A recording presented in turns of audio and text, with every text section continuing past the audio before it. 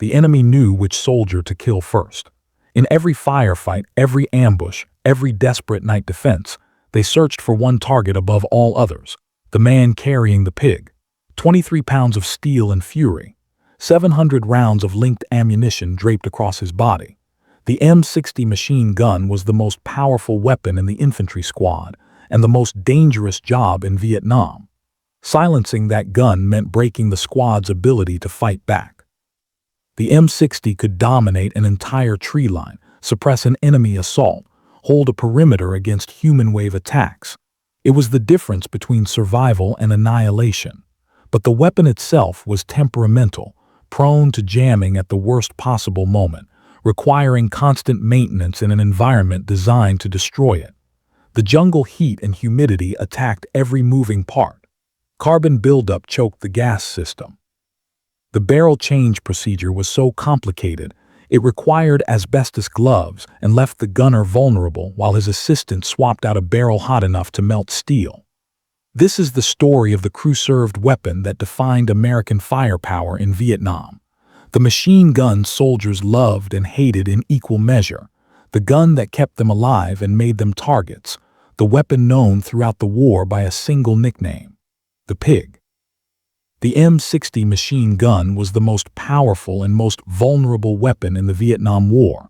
A 23-pound crew-served gun that provided devastating suppressive fire while exposing its operators to mechanical failures, logistical nightmares, and an enemy that understood when the gun went down, people died.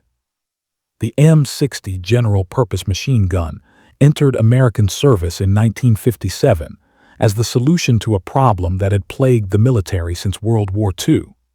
The Army needed a single weapon that could replace an entire arsenal of aging machine guns. The M1918 Browning automatic rifle, the M1917 water-cooled machine gun, the M1919 air-cooled series.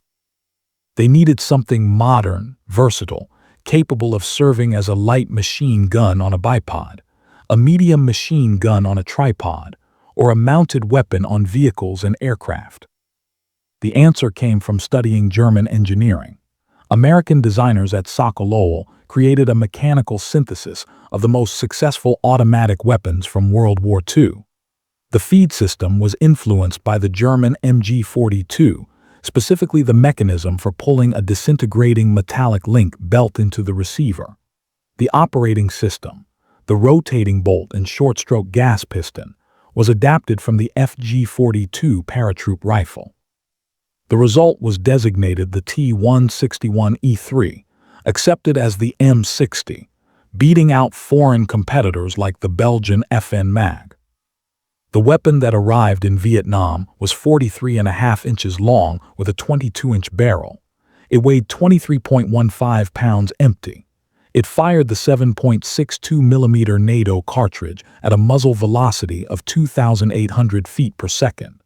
Maximum effective range was 1,100 meters. The cyclic rate of fire could reach 550 rounds per minute. These numbers meant nothing in the abstract. In the jungle, they translated to devastating suppressive fire and the ability to dominate what doctrine called the beaten zone, the area where rounds impacted, creating a killing field that infantry could not cross. But the harsh tropical environment of Southeast Asia exposed every design vulnerability the weapon possessed. The M60 had a sound every infantryman recognized, a deep mechanical roar that cut through jungle noise like nothing else. The cycling of the bolt, the rattle of the belt, the sustained thunder that meant your squad had firepower. When it stopped, everyone noticed. The silence was worse than the enemy fire. The M60 operated from an open bolt position. When the trigger was pulled, the bolt assembly moved forward, stripped a round from the belt, chambered it, and locked into the barrel extension. As the round fired, expanding gases followed the projectile down the barrel until they reached a port that directed them into the gas cylinder. This gas pressure drove the piston rearward, unlocking the bolt and initiating extraction and ejection. The system was supposed to be self-regulating, a constant volume gas system that automatically adjusted to the pressure required to cycle the action. In the humid, dirty conditions of Vietnam, this system fouled with carbon. The piston slowed, the weapon jammed, or worse, it ran away, firing continuously until the belt was empty or someone physically broke the feed. The barrel was rifled to impart stabilization spin to the bullet. Stellite liners in the first 6 inches and chromium plating throughout handled the intense heat of sustained fire. Despite this protection, rapid fire could heat the barrel to temperatures capable of melting standard steel. This created the need for barrel changes. Sustained fire at 100 rounds per minute required a barrel change every 10 minutes.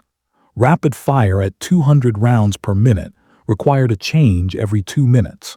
Cyclic fire at 550 rounds per minute required a barrel change every single minute. On the original M60, the bipod and gas cylinder were integrated with the barrel assembly. When the barrel was removed, the gunner had to physically support the receiver while the assistant gunner swapped the hot barrel for a cold one using an asbestos glove. The weapon became unstable.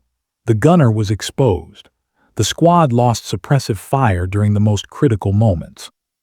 Failure to perform timely barrel changes led to cook-offs, rounds chambering and firing spontaneously due to barrel temperature, or the runaway gun phenomenon, where the sear failed to catch the bolt and the weapon fired continuously. While a single soldier could technically fire the M60 from the shoulder or hip, it was designated as a crew-served weapon. The complexity of maintenance and the sheer weight of ammunition required a team. Standard doctrine established a 3-man machine gun team. The gunner carried the weapon itself, and the immediate 100-round bandolier attached to the feed tray. The gunner was often chosen for physical stature and endurance, because humping the pig through elephant grass and rice paddies was among the most demanding tasks in an infantry squad.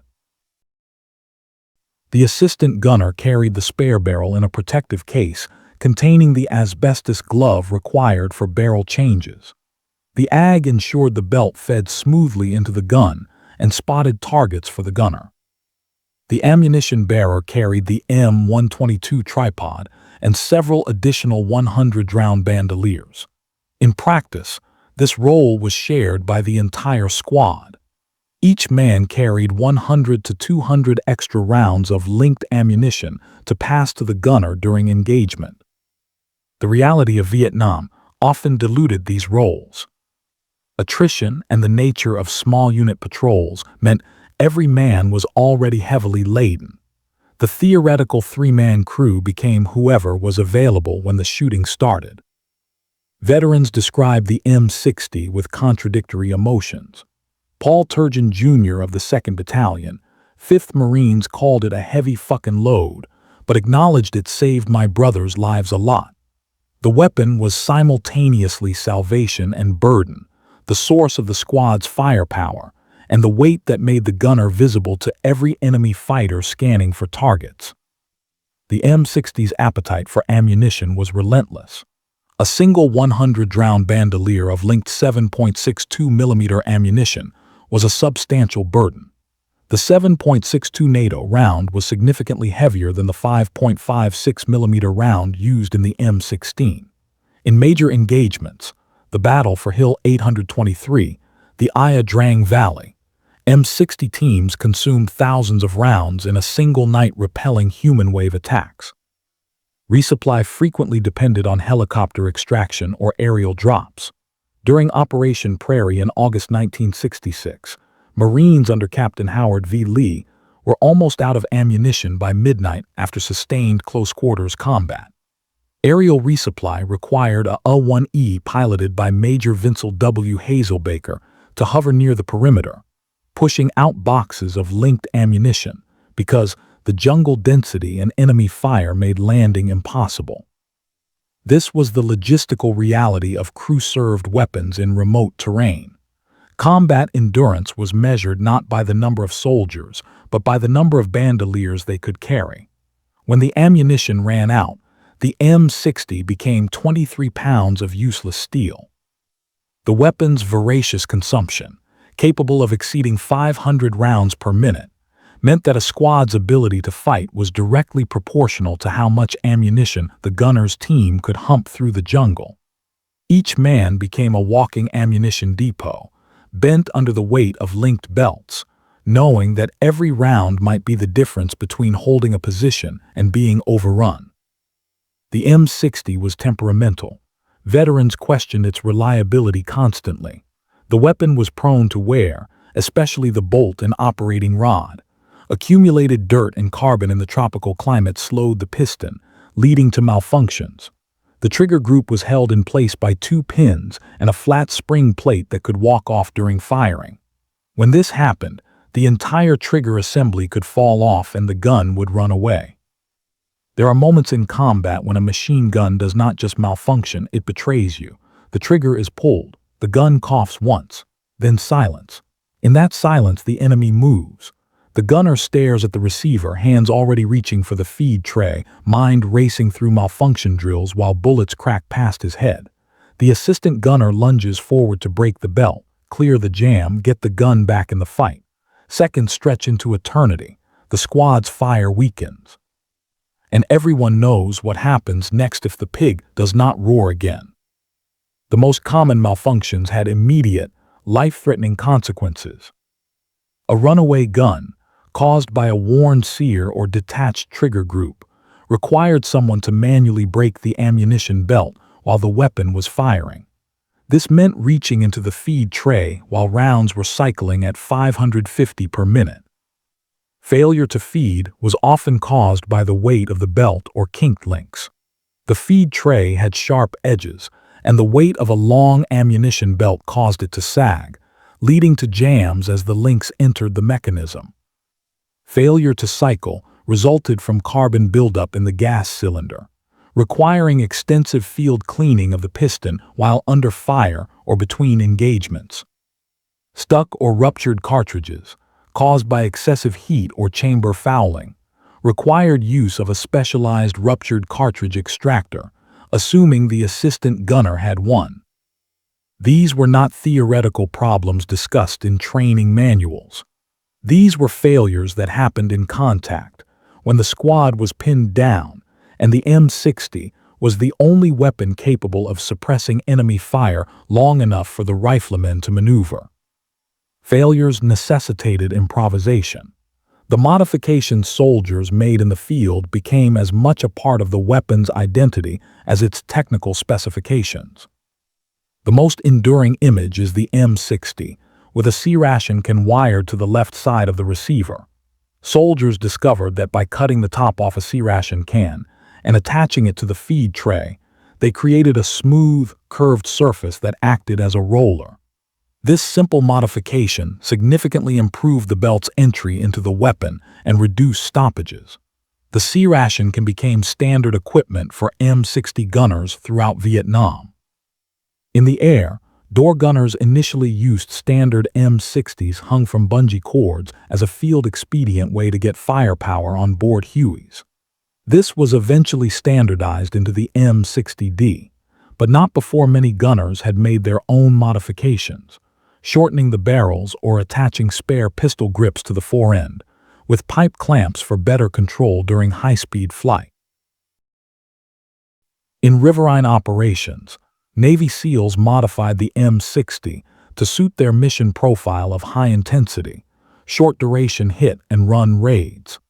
These modifications often included cutting the barrel down to the gas tube and removing the front sight and bipod to reduce weight and make the weapon easier to handle in thick mangroves. Some SEALs even used backpack-mounted feed systems that allowed them to carry a continuous belt of 500 rounds, removing the need for reloading during a break contact maneuver. These improvisations were born from necessity. The weapon as issued was not adequate for the environment it faced. Soldiers adapted or died. In the tactical landscape of Vietnam, the M60 was the primary instrument for delivering suppressive fire. It allowed infantry squads to maneuver by pinning the enemy down with a high volume of accurate, heavy fire. During an assault, the M60 team served as the base of fire.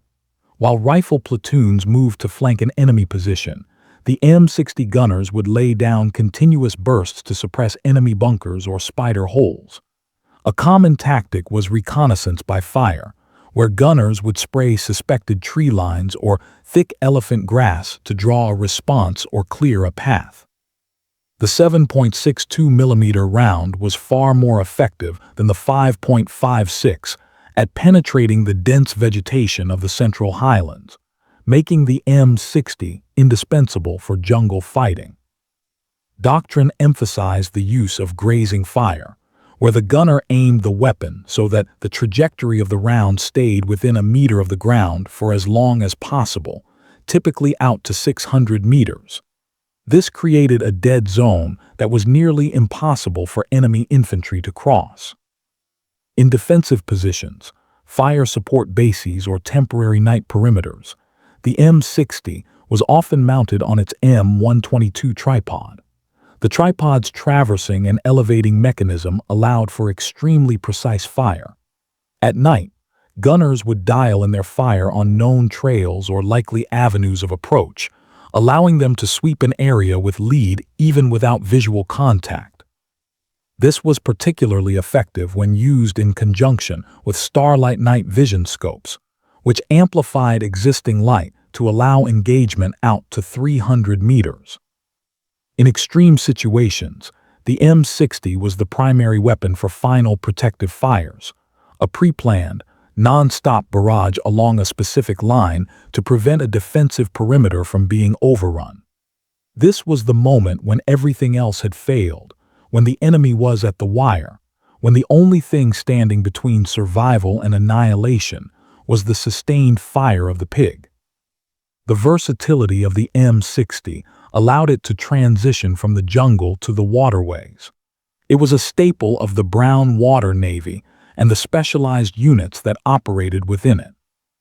The Patrol Boat River, the PBR, was the workhorse of the River Patrol Force, Task Force 116. These boats carried an M60 in addition to twin 50-caliber machine guns. The M60 was typically pintle-mounted on the midships or stern, providing the four-man crew with a weapon that could be quickly trained on snipers or bunker positions along the narrow canals of the Mekong Delta. During Operation Game Warden, these boats used their M60s to disrupt enemy troop movements and search river craft for contraband. First-person accounts from the Coast Guard and Navy highlight the personal nature of M60 employment on small craft. Eddie Hernandez, operating from a Boston whaler on the Cualan River, would ride point in the bow, holding the M60 with bandoliers draped over his chest like a revolutionary. After-action reports from December 1968 describe Hernandez and his team using the M60 to suppress fire from enemy shore positions while destroying bunkers. In these high-stakes, close-range naval encounters, the M60's ability to provide immediate, heavy fire was often the difference between a successful mission and a catastrophic ambush. The waterways offered no cover, no concealment. When the shooting started on the rivers, there was nowhere to hide. The gun either worked or you died. The experience of the M60 gunner was defined by a specific set of physical and psychological pressures. To carry, the pig was to be the squad's primary source of power and its heaviest burden. The physical toll was immense. Beyond the 23-pound gun, the gunner carried water, a sidearm, often a .45 pistol, and as much ammunition as possible. Every patrol meant carrying that weight through terrain that seemed designed to break the human body. Elephant grass that cut like razors. Rice paddies where each step meant sinking knee-deep in mud. Hills so steep that men crawled on hands and knees. And through it all, the gunner carried the pig. One gunner described lying in the mud during a firefight, belt wrapped around his arm, feeding the pig by feel alone because he could not lift his head without drawing fire. His hands worked the mechanism by memory. His fingers traced the feed tray, checking for jams, ensuring the belt moved smoothly. The weapon fired in short bursts above him while he lay pressed into the earth, trusting muscle memory and training because looking meant dying. The weapon became more than equipment. It became identity. M60 gunners developed a specific mindset, an understanding that their job was to keep shooting no matter what happened, to maintain that base of fire that allowed their brothers to move, to survive. The pressure was constant and absolute. Veterans speak of the contradictions. The weapon was heavy, but it made you feel powerful. It was unreliable, but it saved lives. It drew fire, but it kept your squad alive. These contradictions define the experience of humping the pig through Vietnam.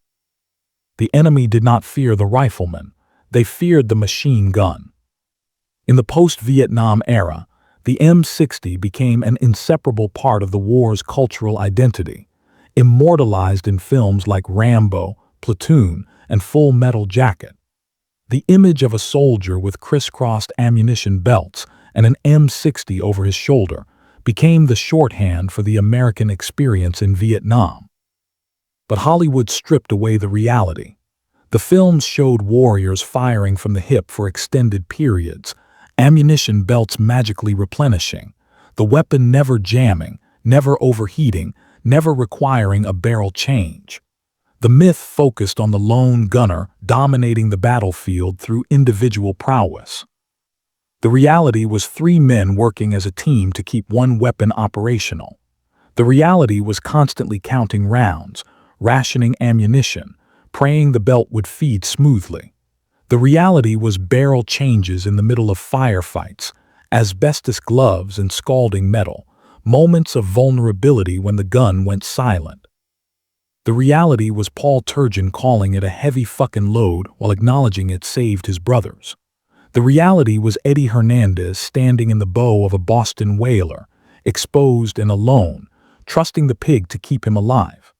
The reality was thousands of gunners who humped that weapon through hell because someone had to, because the squad needed that firepower, because without it, the squad could not fight. The cultural mythology created an icon, but the icon was not the truth. The legacy. The M60 served as the primary squad automatic weapon throughout the entirety of the Vietnam War. It was replaced in the 1980s by the M249 squad automatic weapon, which addressed many of the M60's design flaws. The newer weapon had a quick-change barrel that did not require the bipod to be removed. It was lighter. It was more reliable in adverse conditions. But for an entire generation of American soldiers, the M60 was the gun. It was the weapon that defined their experience of war, that shaped their understanding of firepower and vulnerability, that created bonds between gunner and assistant gunner and ammunition bearer that lasted lifetimes. The technical specifications tell part of the story: 23.15 pounds, 550 rounds per minute, 1,100-meter effective range. But numbers cannot capture what it meant to hump that weapon through the jungle, to feel the heat radiating off the barrel after sustained fire, to hear the distinctive sound of the bolt cycling, and know that sound meant your squad had a chance. The M60 was not a perfect weapon. It was temperamental, heavy, complicated to maintain. Its barrel change procedure was absurd. Its gas system fouled constantly. Its trigger group could literally fall off during firing. But it was the weapon they had, and in the hands of trained crews who understood its quirks and limitations, who improvised solutions with C-ration cans and bungee cords, who carried extra barrels and counted rounds and performed barrel changes under fire. In those hands, the pig became something more than the sum of its flawed engineering. It became the difference between survival and death. The M60 gunners of Vietnam carried weight that extended far beyond 23 pounds of steel. They carried the squad's ability to fight. They carried the responsibility of keeping the weapon operational when malfunction meant catastrophe. They carried the knowledge that when everything else failed, when the squad was pinned down and the enemy was closing and nothing else was working, the pig had to work. And most of the time, despite everything it did, That is the true legacy of the M60 in Vietnam. Not the Hollywood mythology, not the technical specifications, but the reality of men who carried an imperfect weapon through an impossible war and made it work through skill and determination and improvisation. Men who understood that the machine gun was not just equipment, but the keystone of the squad's ability to survive.